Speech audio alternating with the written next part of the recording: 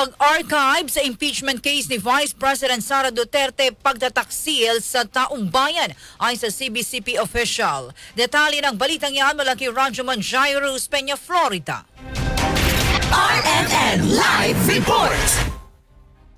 Tila pinagtaksilan umano ng Senado ang taong bayan nang ipagkait ang katarungang panlipunan. Yan ang sinabi ng isang opisyal ng Catholic Bishops' Conference of the Philippines o CBCP sa naging pasya ng Senado na i-archive ang impeachment complaint laban kay Vice President Sara Duterte.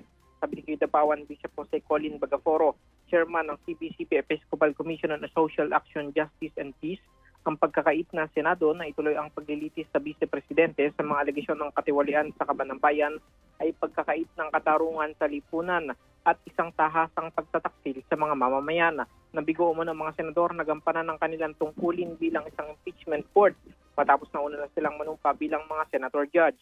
Sa kabila niyan, patuloy na umapil ang obispo sa taong bayan na manatiling gising at patuloy na manindigan sa panawagan ng accountability sa pamahalaan, lalo na't maaari pang muling buhay ng impeachment case.